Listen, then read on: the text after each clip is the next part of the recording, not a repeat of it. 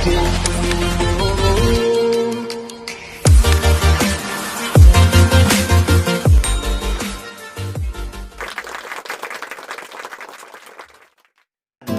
pagi, kembali bersama saya Agus Suragumala dalam acara Beyond Education Podcast. Podcast yang selalu sharing-sharing tentang motivating, coaching, dan parenting, dan ilmu-ilmu kehidupan yang bisa kita pelajari bersama. Dan ada juga beberapa pertanyaan dari viewers, dan kita juga menerima pelayanan. Pelayanan.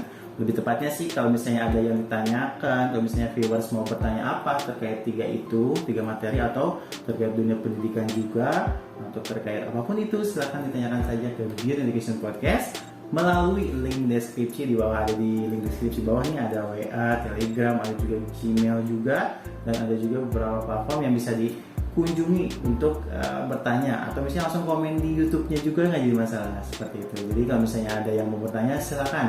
Kita open pertanyaan dan kita akan pasti bahas pertanyaannya, dan kita akan pasti balas pertanyaannya seperti itu. Jadi jangan ragu untuk menanyakan kepada Beyond Education, tapi pertanyaannya mohon didetailkan ya. Mungkin bisa berupa deskripsi yang jelas, atau misalnya pertanyaan jangan menggantung.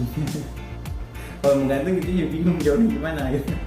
Pertanyaan yang detail saja, yang mudah dipahami dan bisa kita bahas seperti itu. Baik, pagi hari ini bersama dengan Pak Doni. Halo teman-teman, apa kabar Gung? Waduh, sehat Pak Doni ya? Alhamdulillah, sehat selalu. Pak Doni udah vaksin gitu udah?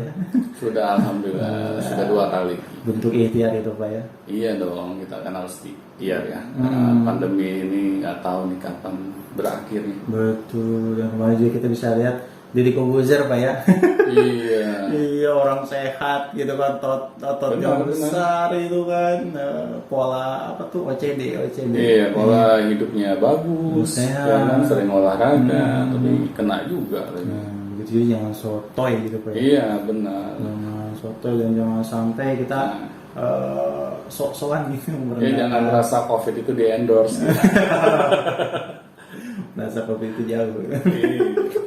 Oke, baik Pak, pagi hari ini ada pertanyaan lagi nih Pak. Oke, apa nih pertanyaannya? Q&A gitu kan. Oke. Dari menanyakan beliau seperti ini Pak. Selamat pagi Beyond Education. Nah, saya mendapatkan link YouTube Beyond Education dari teman saya. Oke. Teman saya menceritakan bahwa link ini sangat relevan untuk belajar parenting, coaching, dan motivating, atau misalnya untuk pembelajaran orang tua. Oke. Nah, ketika saya menonton episodenya, saya mendengar kata Vicar School. Terus saya bertanya-tanya, apakah Vicar School itu adalah sebuah lembaga pendidikan, atau lembaga kursus, atau lembaga pengembangan bakat minat, atau seperti apa? Dan saya pengen tahu sejarahnya Vicar School bisa muncul seperti apa, sejarahnya mungkin dari mana asal mula Vicar School tersebut, dan bagaimana sistem pendidikan kalau itu memang benar lembaga pendidikan. Ya. Menanyakan tentang Vicar School dari mana? Siap. Ya, jadi benar Vicar School adalah lembaga pendidikan, yaitu sekolah. Tapi sekolah yang saya dirikan berbeda dengan sekolah-sekolah yang sudah ada saat ini. Ya. Karena kalau saya ingin ceritakan mengapa saya mendirikan sekolah ini, kita kembali ke tahun 2006. Ya, tahun di mana saya memutuskan untuk berhenti dari pekerjaan lama saya di kapal pesiar. Jadi pada waktu itu saya secara tidak sengaja mendengarkan sebuah program di radio mengenai parenting. Dan yang menariknya, saya itu sebelumnya ya jarang gitu mendengarkan program mengenai parenting di radio. Biasanya yang saya dengar ya lagu-lagu gitu. Ya sih, biasanya radio enaknya lagu-lagu Pak. Iya benar. Nggak tahu kenapa Tiba-tiba ada malaikat lewat gitu kan. Iya.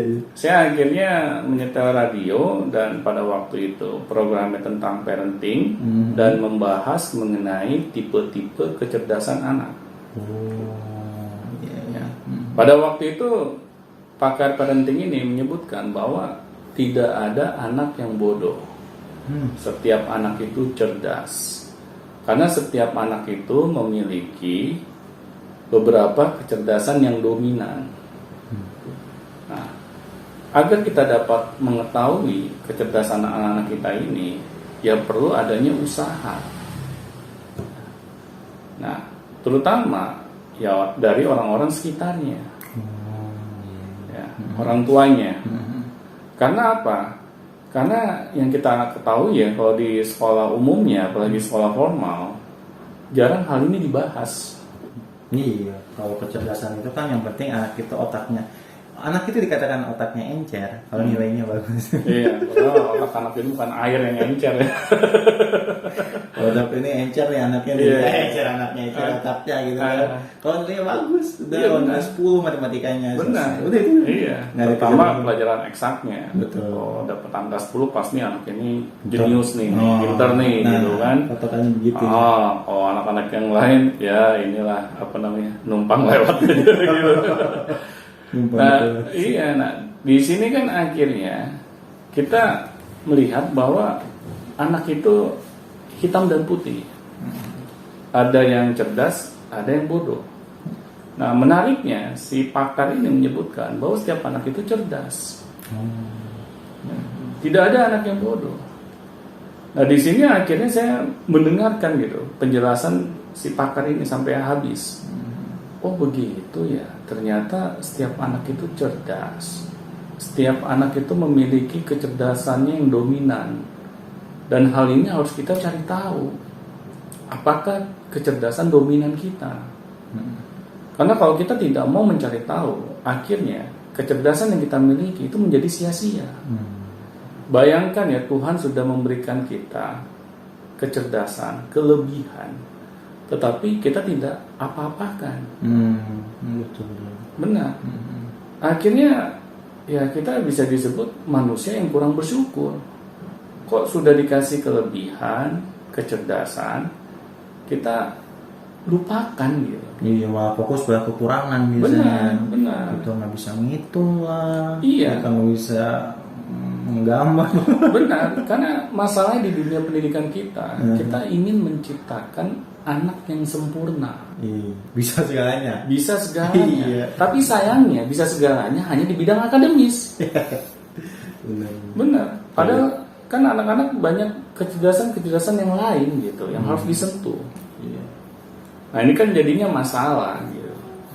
Nah makanya pada saat itu saya berpikir, lembaga pendidikan apa ya yang dapat mengakomodir segala jenis kecerdasan anak? Dari situ mulainya ya, Bang. Nah dari situ saya juga bingung sih. Waktu itu apa ya? Iya, bayangin saya background pendidikan formal saya bukan dari ranah pendidikan, dari ranah akademis, tetapi saya memikirkan hal itu. Apa motivasi Bapak ingin memikirkan hal itu? Nggak tahu. Yang tadi saya bilang ada malaikat lewat gitu. Ya, saya jadi ikut memikirkannya. Padahal dulu kalau saya mengingat zaman sekolah, ya jangan dari tingkat SMA ya. Kan biasanya wajar lah kalau anak remaja tuh nggak suka datang ke sekolah gitu kan. Saya dari usia anak-anak, dari SD. Udah nggak suka datang ke sekolah. Bayangin, karena di waktu SD saya pernah nggak naik kelas. Mulai semenjak itu tuh saya dendam dengan sekolah gitu kan. Ini apa-apaan nih kelas 2 SD nggak naik. Bapak punya tekanan apa gimana? Di sekolah itu punya tekanan? Ya karena nilai saya jelek. Oh, iya. Dianggap ya nggak sesuai dengan standar. Oh ini apa? Ketuntasan belajar itu ya, KKM. Iya benar. Nah akhirnya ya sudah, saya dianggap nggak memenuhi standar, ya saya harus tinggal kelas. Hadis ya. Benar. Di situlah saya mulai kayak benci. Untung kebencian saya ini saya jadikan motivasi untuk memperbaiki diri. Yang saya lihat saya yang mana nih yang jelek nih, yang bikin saya nggak naik kelas. Ternyata matematika. Ya sudah, saya habis-habisan tuh di matematika. Saya benar-benar pengen menunjukkan gitu, gue ini nggak bego-bego amat, gue cuman nggak suka aja gitu kan. Nah akhirnya karena saya termotivasi untuk belajar matematika, ya nggak disangka-sangka saya bisa dapat nilai ulangan umum itu 10. Dengan pembelajaran yang sama? Iya lah. Di kelas juga? Iya, Oh. yang dimana saya nggak naik kelas. Kan saya nggak naik kelas di kelas 2 SD loh, dapat 4 nilai matematikanya, ya kan? Iya, iya. Akhirnya saya balas dendam. Nah, di sini kan apa ya? Ya Iya. masa sih anak-anak termotivasi untuk belajar karena balas dendam? Iya, harus hancur dulu gitu ya. Iya. Masih mending pemikirannya seperti bapak dulu gitu kan, harus Iya. balas dendam ke arah yang baik. Benar. Kalau yang kayak guru kan gurunya dilempar. Ada juga yang minta ke orang tuanya untuk pindah sekolah Nah, itu. karena malu. Iya, iya. Ya kan seperti itu. Iya, karena saya sudah merasa urat malu saya putus. Belum tumbuh kan? Kenapa? Urat mulai belum Ya tumbuh. enggak sih, emang dilarang sama orang tua saya pindah. Karena orang tua saya bilang ini jadi pembelajaran buat kamu. Oh, iya. Semangat lagi. Semangat sambil sebel. Ya ini semua gimana lagi kan, orang tua mengultimatum seperti itu ya saya harus jalani. Ya akhirnya setelah saya bisa membuktikan diri nih, saya mampu di pelajaran matematika saya dapat nilainya bagus. Naik saya ke kelas 3. Di kelas 3 itu motivasi saya turun lagi. Iya, karena saya sudah berhasil menunjukkan gue ini nggak bego, gue bisa kok. Ya, bayangkan yang namanya motivasi anak untuk belajar, karena ancaman coba. Pasti hal itu nggak akan long lasting. Anak itu akan merasa ketika ancaman itu sudah lewat, ya dia akan kembali ke karakter semula. Iya, betul. Iya. Nah di sini kita yang berada di dunia pendidikan jarang memikirkannya gitu. Kenapa sih anak-anak ini paling males gitu kalau disuruh ke sekolah? Padahal kan ke sekolah ini kita mau menuntut ilmu. Harusnya asik dong. Iya, kan, benar. logikanya asik kan menuntut ilmu atau yang baru-baru gitu kan. Benar. Pelajaran. Dan dengan ilmu yang kita miliki kan untuk masa depan kita juga. Tetapi mengapa anak pas disuruh ke sekolah, dia malah sebel, dia males, dia mencari 1001 alasan untuk datang terlambat misalnya, apalagi untuk cabut sekolah. Ya kayak anak saya aja, TK, bayangin loh, TK sudah pintar mencari alasan untuk telat. Iya, saya sampai kaget gitu, karena neneknya yang ngomong ke saya, Doni itu aduh si Vika kalau telat itu nggak tanggung gitu kan, Setengah jam, sejam ya. bisa telat kan deket mah sekolahnya dari rumah. Oh iya. Cuman dia kalau setiap disuruh mau ke sekolah, kalau harus ke kamar mandi lah, mau gitu kan, atau dia apa namanya makannya nggak selesai gitu kan, jadi dia bikin strategi untuk terlambat datang ke sekolah. Iya betul. Bayangin lah, seorang anak TK sudah seperti itu. Dulu waktu di zaman saya TK, kok saya nggak gitu amat. Karena kan TK harusnya dunia bermain kan. Iya. Harusnya apa sih yang ditakutkan? Benar. Karena TK zaman sekarang lebih parah dibandingkan TK zaman dulu saya sekolah. Sekarang tuntutan kurikulum Iya. juga ya. Jadi mereka tuh dipersiapkan harus bisa kalistung, baca tulis berhitung sebelum masuk SD. Karena masuk SD itu persyaratannya ya itu Beban dong ya. beban. Nah bayangkan ya anak seusia itu sudah merasa tertekan gitu.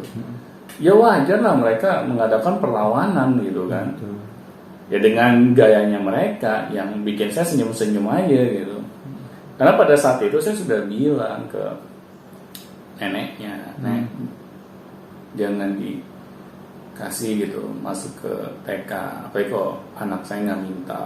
Tapi malah saya dimarahi.